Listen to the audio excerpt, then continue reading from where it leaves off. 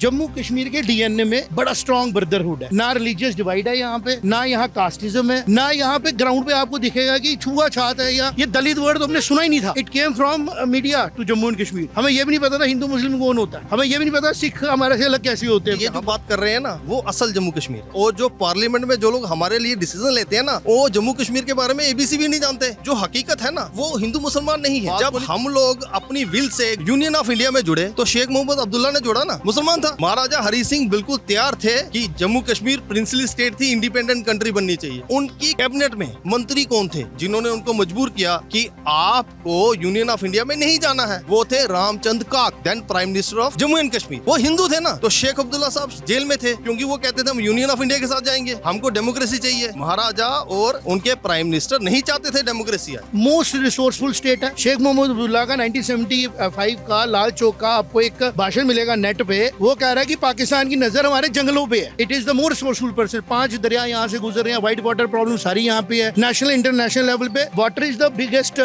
Resource right now. अंग्रेजों की चाल थी कि ये किसी तरीके से डिस्प्यूट रहे, नहीं तो ये सीधे यूरोप को कनेक्ट करेंगे प्रोडक्शन। आज हम शिकार है मिसगवर्नेंस का। ये हम रोड देख रहे हैं ना, इस रोड की सच्चाई है कि ये रेजिडेंशियल यूज है और यहाँ पे पैसा कमर्शियल लगाया गया है क्योंकि गवर्नेंस गलत हुई है यहाँ पे। ये एनवायरमेंट सेंसिटिव स्टेट है, इसको आप कंक्रीट जंगल नहीं बना सकते। 87 का इलेक्शन ट्रिगर नहीं था, ट्रिगर था 84 में बना हुआ आईएसआई का ऑपरेशन टोपैक। ऑपरेशन टोपैक क्या था कि हमने बाहर से लोग भेजने और एक अंदर से इंसर्जेंसी खड़ी करनी। मैं अनंतनाग का रहने वाला हूँ, हमारी दुकानें और घर 86 में ही लूटे गए। क्यों? वो एक ट्रायल था उसका, ऑपरेशन टोपैक का। जब महाराजा हरी सिंह जी यहाँ पर थे ना तब एक सर्वे किया गया था कि जम्मू कश्मीर में वाटर बॉडी से जो दरिया निकल रहे हैं उनमें से कितनी हाइड्रो इलेक्ट्रिसिटी प्रोड्यूस की जा सकती है। वो थी 50,000 मेगावाट। मेरे ख्याल से दिल्ली जैसे 10 शहर। और आप सोचो कितना रेवेन्यू जनरेट होगा। और जब पहली बार कहा गया ना कि कश्मीर हिंदुस्तान के साथ नहीं रहेगा, वो इसलिए कहा गया कि एक हमारे यहाँ मोहम्मद सादिक आए थे चीफ मिनिस्टर, उन्होंने एनएचपीसी के साथ एक ना समझौता कर लिया कि दरिया हमारा, प्रोजेक्ट तुम लगाओ, जब तक प्रोजेक्ट चलेगा तब तक हमारे लोगों को एम्प्लॉयमेंट दो, उसके बाद जितनी इलेक्ट्रिसिटी प्रोड्यूस होगी वो सारी की सारी तुम ले जाओ। और जो 42% जो सेंट्रल ग्रांट हमें मिल रही है ना वो खैरात नहीं मिल रही है, वो हमारे रिसोर्सेज की लूट की एवज से में मिल रही है। आपके माध्यम से उनको समझाना चाहता हूँ कि आप बैठिए जम्मू कश्मीर की आवाम के साथ बैठिए, ना कि किसी सेंट्रल एजेंसी के साथ बैठिए, ना किसी सत्ता के दलाल के साथ बैठिए। जम्मू कश्मीर की आवाम के साथ बात कीजिए। 5 साल में जम्मू कश्मीर हिंदुस्तान को इतना देगा कि हिंदुस्तान $6 ट्रिलियन की नेशन बन जाएगा। नमस्ते, मेरा नाम सिद्धांत है और इस समय हम लोग जम्मू के गोल मार्केट में हैं। अप्सरा रोड गोल मार्केट में है। पीछे जो जलेबी है वो बहुत फेमस है, मुझे लोगों ने ऐसा बताया है। और यहाँ पे ये मार्केट ऐसा है कि मतलब हार्ट ऑफ द सिटी समझ लीजिए। काम की सारी चीज़ें आपको मिल जाएंगी इस मार्केट में। हमारी यात्रा का आखिरी पड़ाव लगभग आ चुका है, 1 आध दिन और फिर हम आपको ललन टॉप स्टूडियो से मिला करेंगे हम सभी लोग आपको। अब हम लोग इस बातचीत को थोड़ा सा समझने की कोशिश करेंगे इस बातचीत में कि जम्मू और कश्मीर में इतना डिवाइड क्यों दिखाई देता है। हमारे साथ कुछ लोग हैं जो यहाँ पे स्थानीय स्तर पे काम धाम भी करते हैं, थोड़ी पॉलिटिक्स भी करते हैं, कुछ लोग थोड़ी पत्रकारिता भी करते हैं, और कुछ लोग हैं जो आम जनता का जीवन बिताते हैं। आते जाते जुड़ते रहेंगे, देखते हैं बातचीत में क्या रंग निकलता है। इनका नाम मुझे बस इन तीनों लोगों में सबसे अच्छे से इनका नाम याद हुआ है क्योंकि इनका नाम राजा भैया है। और मुझे इसलिए नाम हुआ है क्योंकि यूपी में एक पॉलिटिशियन है राजा भैया। आप जानते हैं उनको? बिल्कुल जानता हूँ जी उनको। इसलिए क्लिक कर जाता है ना क्योंकि आप एक जाना पहचाना नाम से क्लिक कर रहा है। अच्छा, लेकिन पहले इनका नाम रखा था हमने राजा भैया। पहले ये थे, नहीं पहले राजा भैया ये थे, फिर वो बने। पहले वो थे जी, पहले वो थे।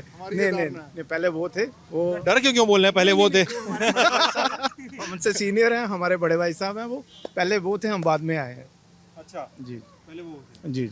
ये बताइए कि यहाँ पे जम्मू कश्मीर में, जम्मू के रीजन में बात करते हैं, कश्मीर तो हो गया। जम्मू के रीजन में कैसा कोई बाहुबली पॉलिटिशियन टाइप का है जो मतलब बाहुबली हो, ऐसा कुछ है? देवेंद्र राणा जी हैं जो 22 चीफ मिनिस्टर जो प्रोजेक्ट किए जा रहे हैं। देवेंद्र राणा जी।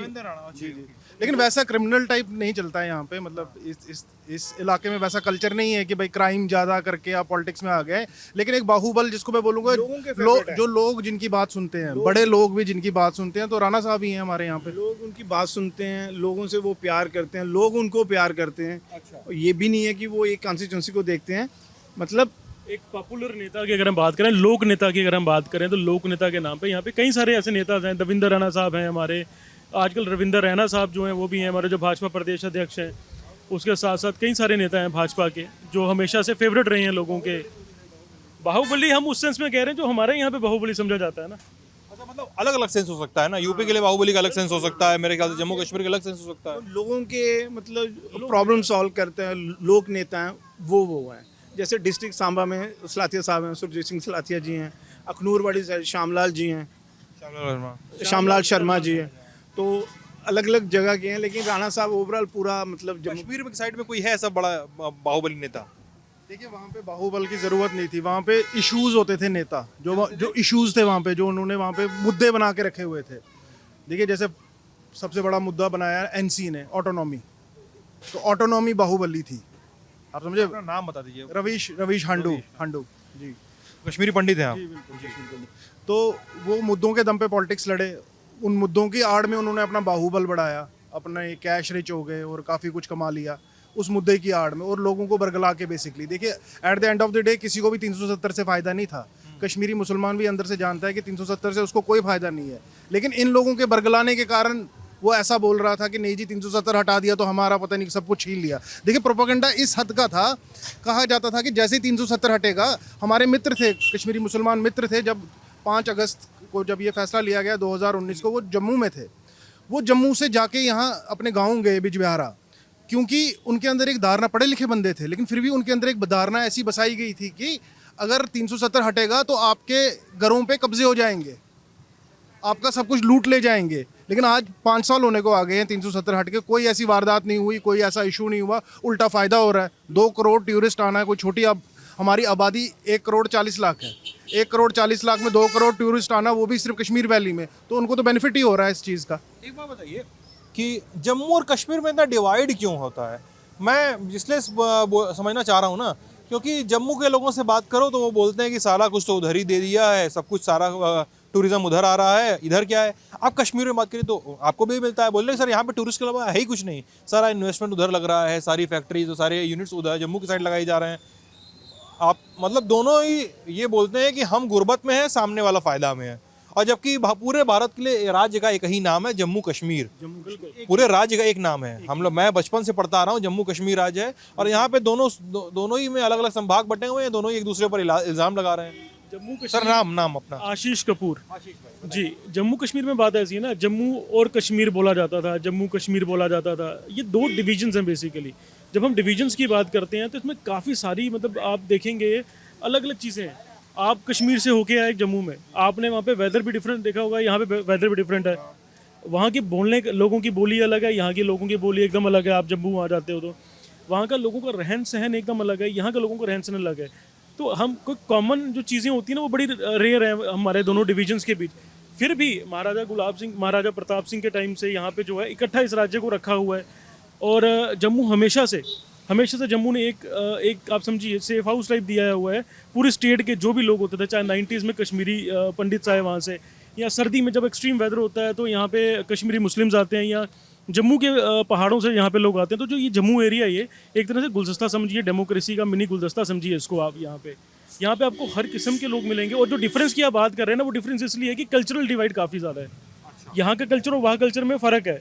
जो आप यहाँ भी बात करेंगे आपको लोगों से पता चलेगा, और वहाँ भी जाएंगे, और आप जब एक बार 2 दिन वहाँ घूम के आइए, 2 दिन यहाँ घूमिए, आपको डिफरेंस महसूस होगा। डिफरेंस तो है, मैं ये बोल रहा हूँ डिफरेंस जेल क्यों नहीं हो पा रहा है? वो डिफरेंस क्यों नहीं ये बोल रहा है कि जम्मू कश्मीर में समस्या है? जम्मू वाले बोल रहे हैं जम्मू में समस्या है, कश्मीर वाले हैं कश्मीर में समस्या है। देखिए आप समस्या किस परिप्रेक्ष्य में कह रहे हैं वो भी मैटर करता है ना। जिस समस्या की हमेशा हम कश्मीर समस्या की बात करते हैं तो वो कश्मीर में समस्या है। जम्मू हमेशा से एकदम नेशनलिस्ट रहा, कभी उसने बात ही नहीं की उस तरीके की ये सेपरेटिज्म की कभी बात नहीं की जम्मू में। आपको कभी एक भी जो है आवाज़ नहीं आई होगी यहाँ से।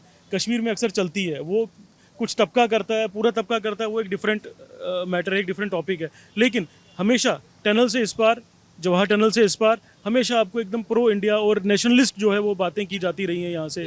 और वहाँ पे हमेशा से सेपरेटिज्म को जो है उसका जो लोकनेता, वहाँ के जो राजनेता हैं, उन्होंने फ़ायदा उठाया लोगों का वोट बैंक के लिए और लोगों को बरगलाने के लिए वहाँ पे उसका फ़ायदा उठाया। जिस तरह से रविश कह रहे थे वहाँ पे वो चीज़ के बारे में। तो ये डिवाइड जो है ये भी एक रीज़न है इसका। आइडियोलॉजी का भी रीज़न है कि यहाँ पे दोनों क्षेत्रों की कल्चरल डिवाइड है और आइडियोलॉजी। एक चीज़ जोड़ना चाहूँगा, इससे सारी सिम्टम्स तो गिना दिया आशीष ने, लेकिन इसने डिजीज़ का नाम नहीं लिया। क्या डिजीज़ है रिलीजियस चीज़ जो है कश्मीर, जो कश्मीर डेमोग्राफी जो है, जो रिलीजियस डेमोग्राफी है कश्मीर के अंदर, ये एक मुस्लिम बहुल क्षेत्र है और जम्मू एक हिंदू बहुल क्षेत्र है।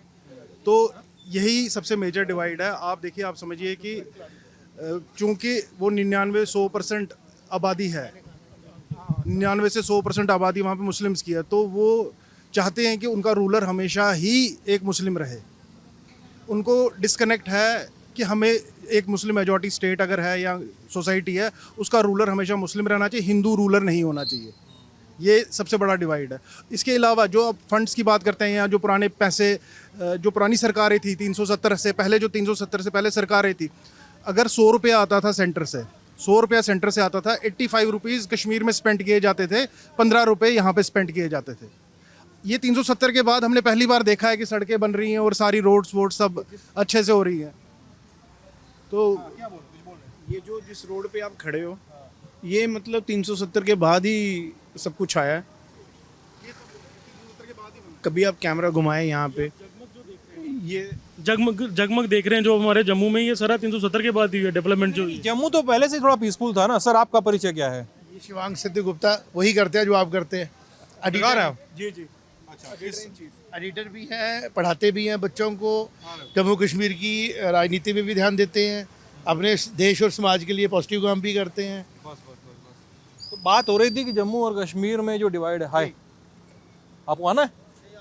आ जाइए, आई वुड लव टू। अरे प्लीज आ जाइए, आ जाइए। मैं I would request you to please आ जाइए, प्लीज आइए। I was following you right from Kashmir. अरे सर प्लीज सर, कोई बात नहीं।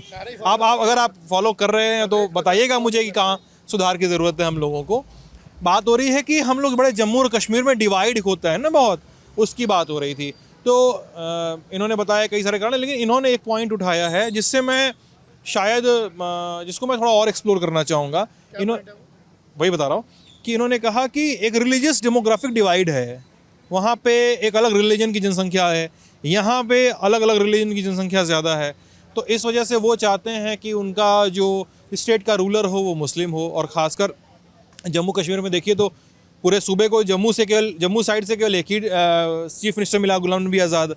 बाकी वो भी मुस्लिम रहे और सारे जो भी चीफ मिनिस्टर है वो मुस्लिम रहे। तो ये डिवाइड जो है, मुझे लगता है कि क्या इस डिवाइड को, मेरा सवाल ये है कि रिलीज डिवाइड है उसको नेशनलिज्म के लेंस से देखा जाना चाहिए। ये तो नहीं कहा सकता ना कि मुस्लिम है तो वो कम नेशनलिस्ट है, और इधर के डोगरा है और या कश्मीरी हिंदू हैं या सिख हैं तो वो ज़्यादा नेशनलिस्ट है। ऐसा तो नहीं कहा जा सकता ना। आई गेस नेशनलिज्म का कोई लेना देना नहीं होता है। हाँ, रिलीजन का जब इस्तेमाल एंटी नेशनल एक्टिविटीज़ में किया जाए by other powers, particularly region का इस्तेमाल करके आप एंटी नेशनल की तरफ ले जाओ किसी को, गुमराह करके कि तुम्हारे रिलीजन में ये अलाउड नहीं है, तुम्हारे में ये अलाउड नहीं है, नेशन आपको ये करने को मजबूर कर रही है, तो that becomes a catch centre for the people those who want to have anti national activities. Catch centre तो आता है ना उनके पास, तो that catch centre is been exploited by the people outside the India and then it is brought in India. All the things which is centralised for using as anti-national activity based upon religion. Right, you start from 1978, 79, 80, 81, 82, 83, 84. The epicenter was somewhere else and the application was here. तो इस चीज़ को आप ignore नहीं कर सकते, यही सच्चाई है। लेकिन जम्मू कश्मीर में एक बड़ी पॉजिटिविटी है। जम्मू कश्मीर के डीएनए में बड़ा स्ट्रॉन्ग ब्रदरहुड है। ना रिलीजियस डिवाइड है यहाँ पे, ना यहाँ कास्टिज्म है, ना यहाँ पे ग्राउंड पे आपको दिखेगा कि छुआछात है या ये दलित वर्ड तो हमने सुना ही नहीं था। It came from media to Jammu and Kashmir. हमें पता नहीं था दलित कौन होता है, हमें ये भी नहीं पता था हिंदू मुस्लिम कौन होता है, हमें ये भी नहीं पता सिख हमारे से अलग कैसे होते हैं, because it's a very Jammu Kashmir structure नहीं, जम्मू कश्मीर ना अनएक्सप्लोर्ड है। नहीं, मिनी इंडिया भी नहीं कहेंगे, जम्मू अनएक्सप्लोर्ड है। मतलब हम लोगों ने 1978 का मेरा बर्थ है, ठीक, 2000 में ही was with me as a student of 11th class. तो हम लोगों ने बड़े करीब से जम्मू को, कश्मीर को हंसी खुशी में भी देखा और उजड़ते भी देखा और फिर बसते देख रहे हैं। सबसे बड़ी प्रॉब्लम जम्मू कश्मीर को लेके जो है वो है कि यहाँ एमपीज़ कम है, दिखता नहीं है सेंटर में। पार्लियामेंट में जब आप बैठते हैं, सांसद केंद्र में नहीं दिखाई देते हैं। 5 बंदे किसको दिखेंगे? ये बात नहीं है, बात ये नहीं है। बात ये है, नाम बताइए भैया अपना। मेरा नाम परमवीर सिंह है जी। सिद्धांत, बात ये जो बात कर रहे हैं ना, वो असल जम्मू कश्मीर है, वो असल जम्मू कश्मीर है। और जो पार्लियामेंट में जो लोग हमारे लिए डिसीजन लेते हैं ना, वो जम्मू कश्मीर के बारे में एबीसी भी नहीं जानते। जो भी पार्टी सेंटर में रही, जो भी पार्टी सेंटर में रही, चाहे कांग्रेस थी, जनसंघ की गवर्नमेंट थी, उसके बाद वीपी सिंह जी की सरकार आ गई, फिर अटल बिहारी वाजपेयी की सरकार आ गई, मोदी जी की सरकार है। हर किसी ने जम्मू कश्मीर पे सिर्फ एक्सपेरिमेंटिंग की है, सिर्फ एक्सपेरिमेंटिंग की है। रिजल्ट कोई देना नहीं चाहता। एक्चुअल में जो हकीकत है ना, वो हिंदू मुसलमान नहीं है।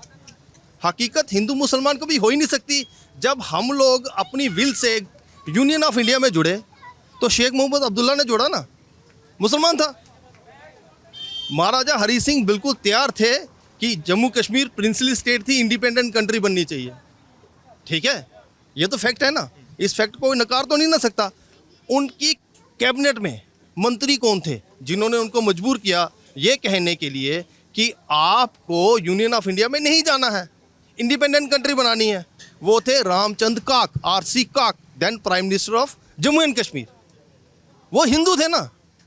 तो शेख अब्दुल्ला साहब जेल में थे क्योंकि वो कहते थे हम यूनियन ऑफ इंडिया के साथ जाएंगे, हमको डेमोक्रेसी चाहिए। महाराजा और उनके प्राइम मिनिस्टर नहीं चाहते थे डेमोक्रेसी आए, हिंदू थे। इसका मतलब जम्मू कश्मीर हिंदू मुसलमान का मसला है ही नहीं। जम्मू कश्मीर मसला है कि हम लोगों को बेसिक नेसेसिटीज़ चाहिए। जम्मू कश्मीर में एग्रीगेशन रिफॉर्म एक्ट हुए 1971 में, हो गए ना, पूरे हिंदुस्तान में नहीं हुए। जैसे मेरे भाई ने कहा ना कि हमें पता ही नहीं दलित कौन है, उसका रीज़न पता क्या है? जम्मू कश्मीर का जो दलित है, जिसको अछूत का माना जाता है रेस्ट ऑफ इंडिया में, वो ज़मीन का मालिक है। समझते हैं आप? जब एक आदमी ज़मीन का मालिक बनता है ना, तो वो सभी की इक्वलिटी पे आ जाता है। अपर कास्ट और लोअर कास्ट, जो ओबीसी, सभी के सभी जम्मू कश्मीर में ज़मीन के मालिक हैं। किसी के पास, आपकी लैंग्वेज में समझाऊंगा, किसी के पास 1 बीघा ज़मीन है, किसी के पास आधा बीघा ज़मीन है, मगर है, वो लैंडलेस नहीं है। जम्मू कश्मीर को बेसिक नेसेसिटीज़ की ज़रूरत है। लैंड टू टिलर होने के बाद आगे क्या है? उसके बाद क्या मिलेगा? उसके बाद चाहिए बेटर एजुकेशन, बेटर हेल्थ। मैं यहाँ सुन रहा था, एक भाई हमारे कह रहे थे कि एम्स खुला है। भाई साहब, एम्स बनने तक ना जम्मू मेडिकल कॉलेज चले जाइए, हर महीने हज़ारों लोग मर रहे हैं। सिर्फ 100 करोड़ एक्स्ट्रा हर साल चाहिए जम्मू मेडिकल कॉलेज को। एम्स से बेटर सुविधाएं देगा, मगर जब तक एम्स बनेगा तब तक मेरे जम्मू के लोग यहाँ मरते रहेंगे। और जो रूलिंग क्लास है वो छाती पीट रही है जगह जगह जाके, हमने एम्स बना रहे हैं, एम्स बना रहे हैं। भाई जो मर रहे हैं वो कौन है? वो बॉर्डर पार से लाए हैं क्या? वो भी तो नागरिक हैं हमारे। वो भी ये नागरिक है ना, टैक्स पेयर है ना। इट्स टैक्स पेयर मनी सिद्धांत। It is very clear to anybody. It is not money of any political party, any prime minister, any president. It's tax payer money. ये पॉइंट अंडरस्टैंडेबल है। देखिए, मैं समझ रहा हूँ, हमें ये एक चीज़ जाननी पड़ेगी कि जम्मू कश्मीर के रिसेंट बजट का 42% सेंट्रल ग्रांट्स में आया है। 34%। नहीं, 42, मैंने उसको चेक किया था, 42% जो था वो सेंट्रल ग्रांट से आया। We will check them. We just request the user to review it on their own. Yes. तो 42% के आसपास का जो है वो ग्रांट आता है। वो ग्रांट पता क्यों आता है? बिहार को नहीं मिलता, यूपी को नहीं मिलता। जो स्टेट्स हमने देखी है, मैं गया हूँ, घूमा हूँ, मैं, आप यूपी से हैं, आप दिल्ली से आए हैं, आपको पता है कि हालत क्या है। डेवलपमेंट की बात तो बिल्कुल सही है, होनी चाहिए, पूरे देश में होनी चाहिए, लेकिन जरूरी है भाई हमारे लिए। आप ये समझिए कि जो 42% ग्रांट है ये क्यों आ रहा है? ये अपीजमेंट है, ये अपीजमेंट है। अपीजमेंट क्यों हो रही है? क्योंकि जी मुस्लिम को मनाना है। ऐसा नहीं है, अपीजमेंट नहीं है। बिल्कुल। देखें, ऐसा है, थोड़ा इलेबोरेट बात करने से जो बड़ा मौका मिलता है, नेशनल मीडिया आए तो उसके सामने क्लैरिटी के साथ मुद्दे की बात ये करनी है। Thank you so much. हाँ, बताइए ना अपनी बात। मुद्दे की बात ये है कि जैसे ये कहा जा रहा है ना, ये फिर एक हम गलत कुएं में जा रहे हैं।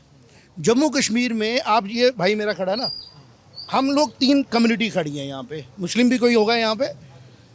जम्मू कश्मीर बनाया महाराजा रंजीत सिंह ने, he was a Sikh. Gulab Singh ji की वाइफ थी, सिख थी, ठीक। सिख को भरोसा हुआ डोगरे पे और उसको दिया गया कश्मीर जिसमें है मुस्लिम। तो this is a very different type of you will find जिसको बोलते हैं society in Jammu and Kashmir. लेकिन जैसे ये चीज़ें स्टार्ट हुई, मोस्ट रिसोर्सफुल स्टेट है। शेख मोहम्मद अब्दुल्ला का 1975 का लाल चौक का आपको एक भाषण मिलेगा नेट पे। वो कह रहा है कि पाकिस्तान की नज़र हमारे जंगलों पे है। पाकिस्तान ने क्यों इन्वेटर यहाँ भेजे जब हम स्टैंड स्टिल खड़े थे? उसको क्यों भेजने पड़े? कौन बोल रहा है? शेख मोहम्मद अब्दुल्ला। किसके बारे में बात कर रहा है? नेहरू साहब के बाद में। हरी सिंह जी तब तक है नहीं, और सदर रियासत कौन बन चुके हैं? उनके बेटे। तो जो नेशनल मीडिया है ना, नेशनल लेवल पे जो ओवर पॉलिटिक्स है, उसके लिए जम्मू को लगा गया एक डेजर्ट है जिसको हम बोलते हैं फ्रोजन डेजर्ट, लद्दाख को एक एरिया। तो नेहरू ने बड़ा ऑब्जेक्शनेबल बात की कि यार उधर क्या ही है, उधर क्या ही मिलेगा उसको। ये नहीं पता था कि कितनी स्ट्रेटेजिक पोजीशन है यहाँ पे ये। और अगर आप सिल्क रूट की बात करें तो this land is the only जिसकी वजह से जम्मू कश्मीर जो है it is the more resourceful person. 5 दरिया यहाँ से गुजर रहे हैं, वाइट वाटर प्रॉब्लम सारी यहाँ पे है। नेशनल इंटरनेशनल लेवल पे water is the biggest resource right now, ठीक। अब उसको पकड़ा किसने? जम्मू में, क्योंकि जम्मू ऑल वेदर है। अब यहाँ पे आप खड़े हैं ना, अगले महीने आप कश्मीर में ऐसे खड़े नहीं हो पाओगे, 2-2, 3-3 फुट खड़े पड़ेगी, लगी बेहतर है। तो डोगरा आने से यहाँ से, रणजीत सिंह जी के यहाँ से आने से ये जम्मू कनेक्ट कर रहा है हिल्स को। रेस्क्यू किसको कर रहा है? लद्दाख को और उसको। आज से 50-100 साल पहले आप देखो वहाँ से अब क्या हो गया कि ऑल वेदर स्टेट बन गई हमारी।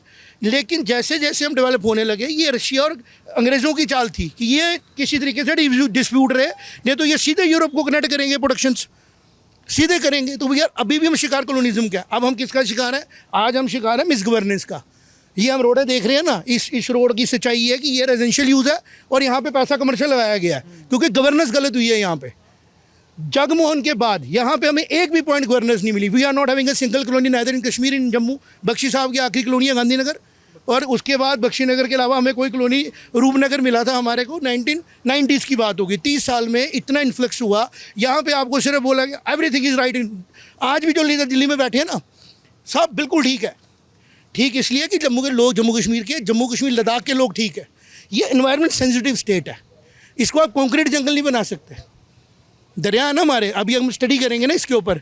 तो शेख अब्दुल्ला 75 में कह रहा था जंगल इंपॉर्टेंट है हमारे, और जंगल की लकड़ी बंद होने से क्या हुआ 1970 के बाद आप देखिए 78 में मैंने जो स्टडी किया, जंगलों के ऊपर कंट्रोल आया वुड का, रिसोर्सेज कम होने लगे और रिसोर्सेज बने नहीं थे, और आहिस्ता आहिस्ता 80s में टेररिज्म शुरू हो गया, पैसा आ गया पाकिस्तान से। और 87 के चुनाव के बाद तो रैम्पेंट ही हो ये गया। जो 87 का चुनाव है ना, ये बहुत बड़ा मिस है। इसके ऊपर देखें, मैं एक बार रिक्वेस्ट करूंगा सबको, अब जाके जो हालात बने हैं ना, हिस्ट्री में जाएंगे ना तो वो किसी को फैक्ट्स नहीं पता लगेंगे। 87 के चुनाव को जल्दी एक सेकंड, अरे सुनिए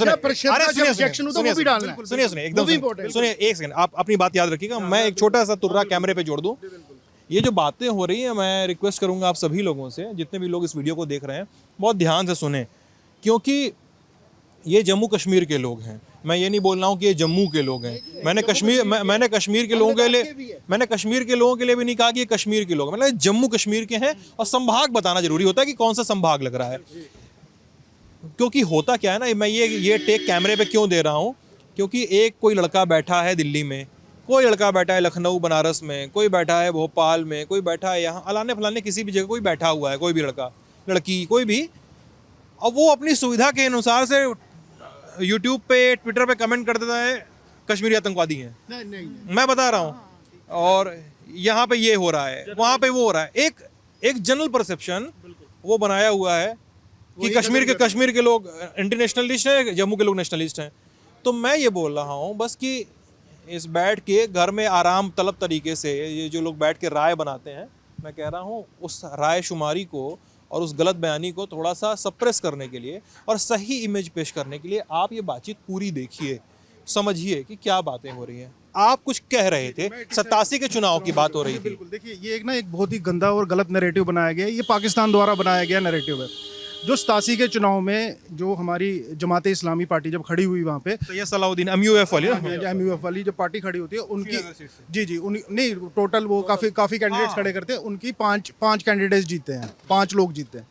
फिर हम बैकग्राउंड में जाते हैं, हम देखते हैं कि वो 79 के इलेक्शन में भी खड़े हुए थे, 75 के भी इलेक्शन में, 75 और 83 के इलेक्शन में खड़े हुए थे। सेम नंबर, सेम वोट उनको उस इलेक्शन में भी पड़ा था। 87 का इलेक्शन ट्रिगर नहीं था, ट्रिगर था 84 में बना हुआ ISI का ऑपरेशन टोपैक। ऑपरेशन टोपैक क्या था? ऑपरेशन टोपैक था कि हमने बाहर से लोग भेजने हैं और एक अंदर से इंसर्जेंसी खड़ी करनी है। वो एक ट्रिगर बनाया गया। जो 87 का इलेक्शन था ना, ये प्री प्लान्ड था ISI और पाकिस्तान द्वारा कि जी हमने इलेक्शन, ये क्योंकि ये पहले भी नहीं जीते हैं, अब भी नहीं जीतेंगे, और वही कैंडिडेट सैयद सलाउद्दीन का नाम आपने लिया, यासीन मलिक था, और वो जो जेल में अभी JKLF के फाउंडर जो शबीर शाह, ये सारे कैंडिडेट, ये सब कैंडिडेट थे, और यही पहले मिलिटेंट बने, पहले आतंकवादी टेररिस्ट यही लोग बने। तो ये कहना गलत है कि 87 के चुनाव के कारण ट्रिगर हुआ। बेसिकली प्लान पहले से 84 में बना हुआ था।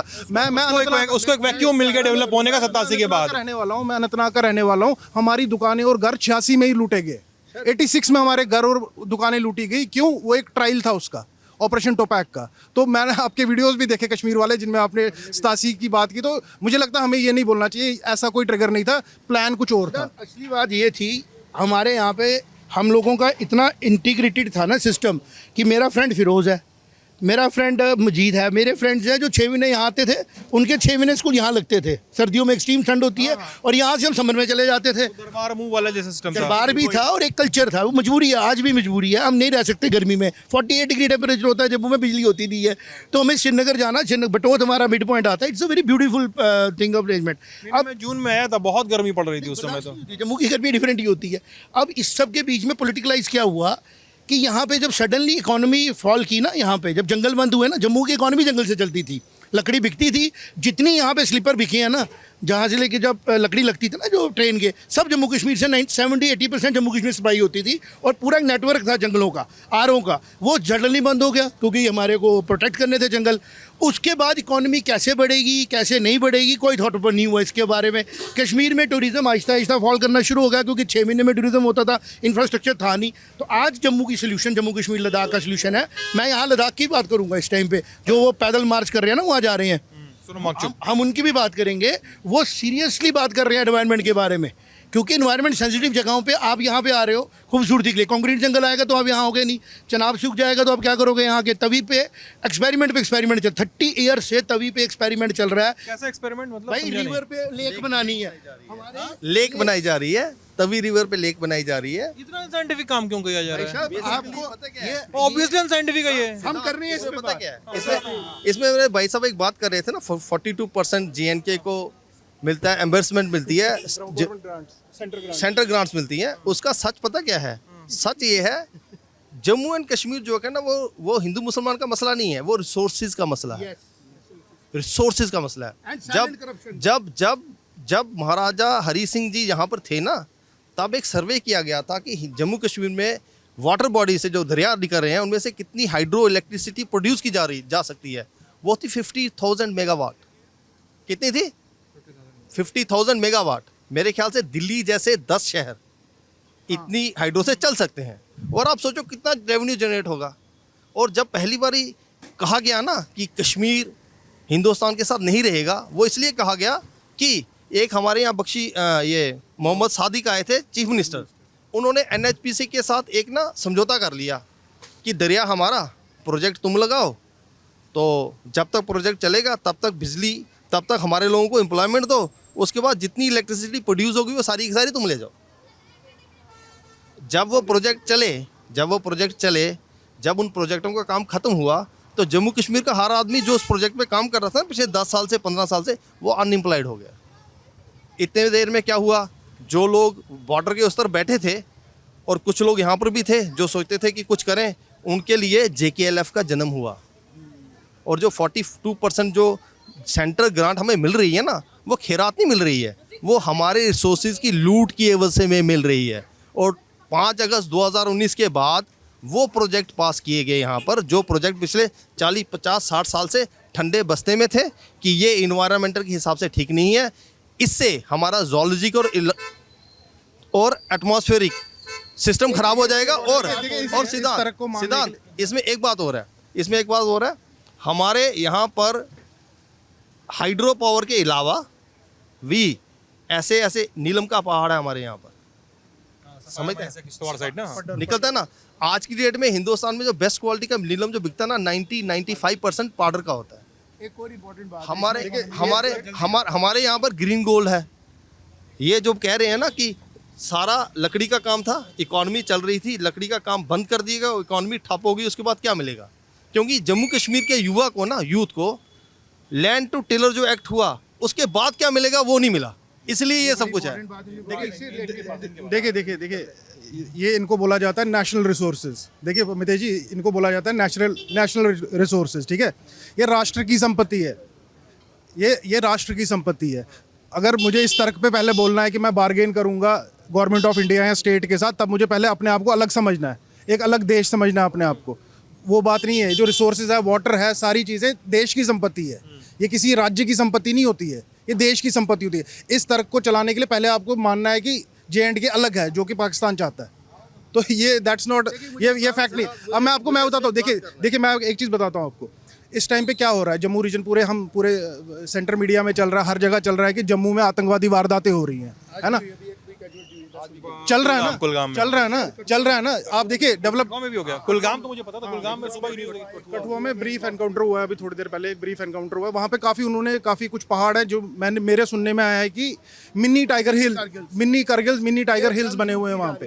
तो कहने का मतलब ये है कि डेवलपमेंट इशू ठीक है, लेकिन हमको पहले समझना चाहिए हम एक वॉर जोन में है, जहाँ पर लगातार पाकिस्तान हमले करे जा रहा है। इस टाइम पे इसमें एक बात है ना, you can not tell anybody else to control your home.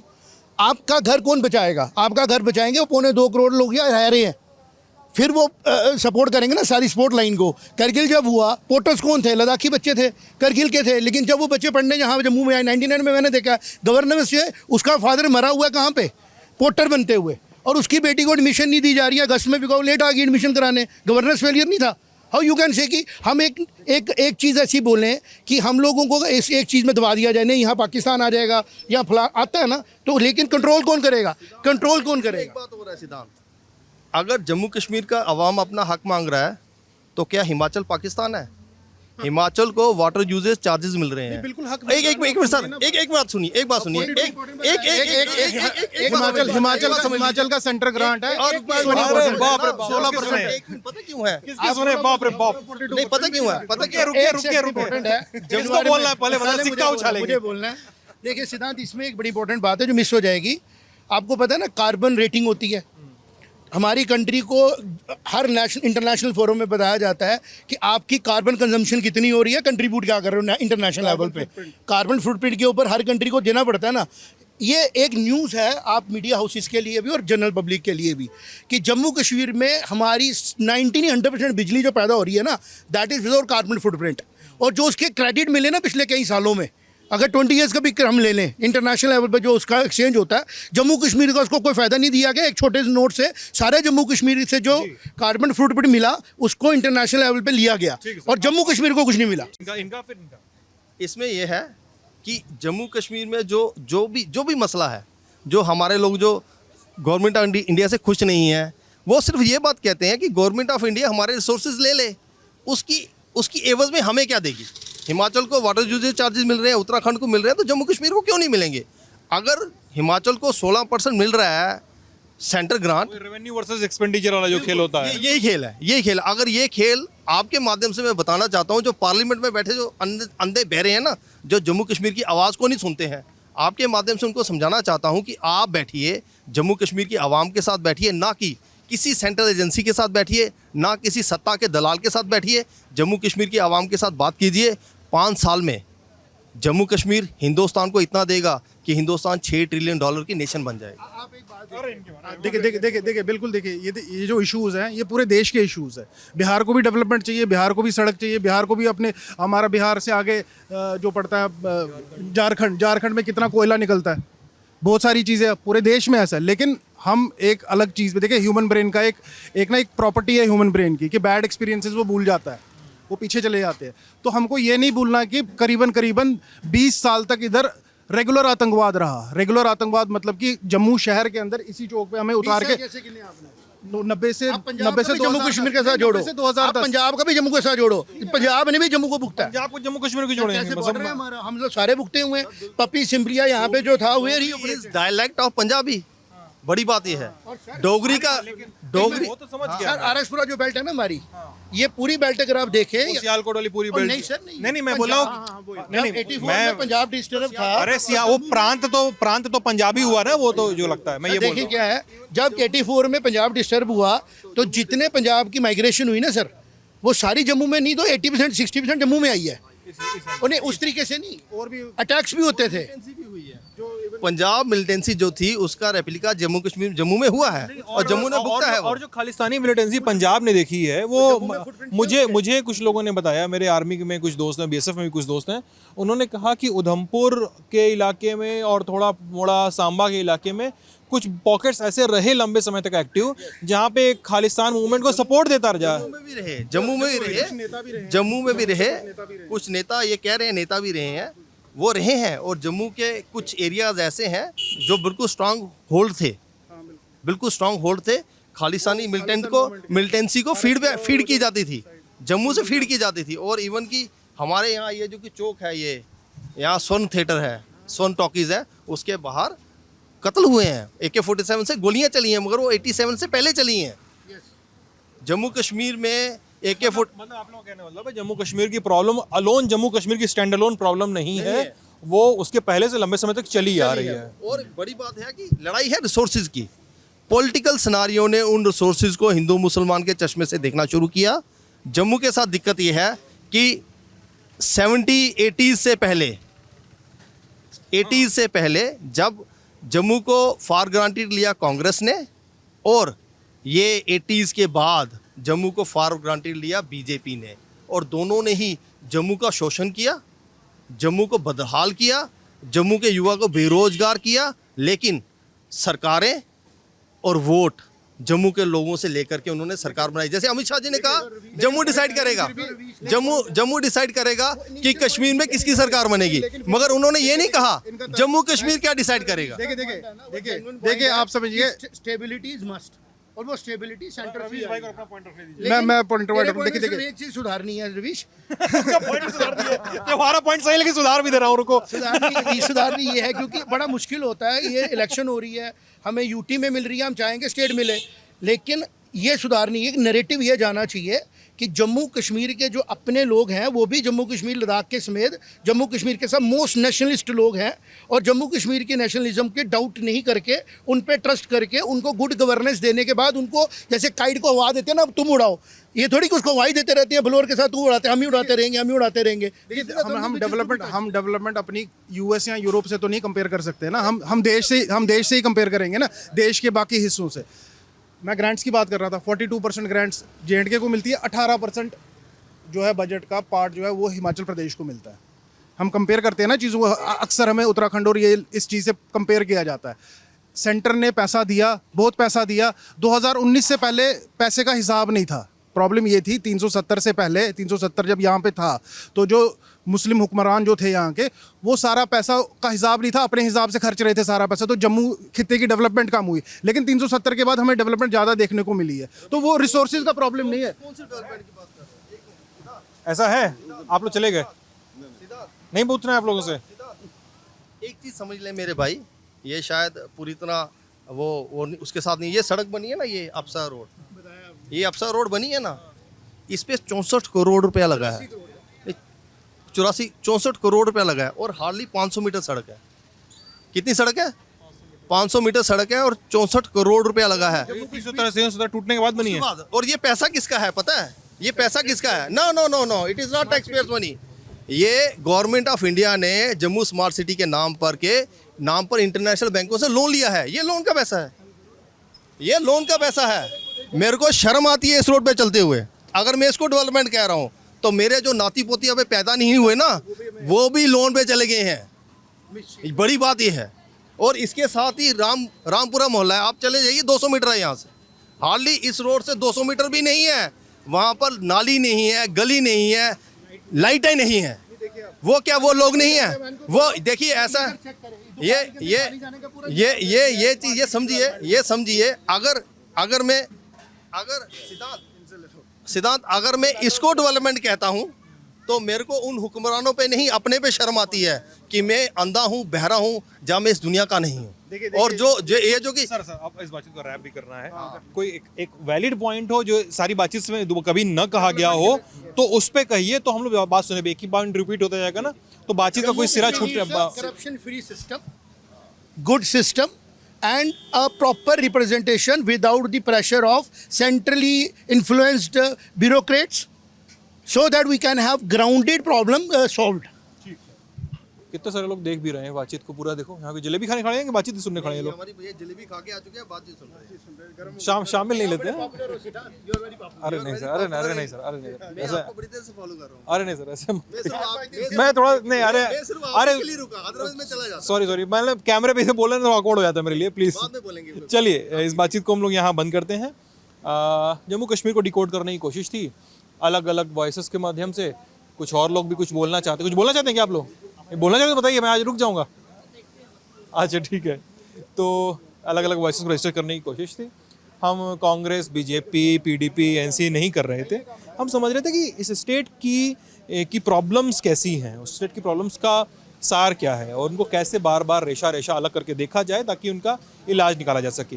मैं हूं सिद्धांत, कैमरे के पीछे अमितेश, आप ललन टॉप देख रहे थे। बने रहिएगा हमारे साथ। बहुत बहुत शुक्रिया।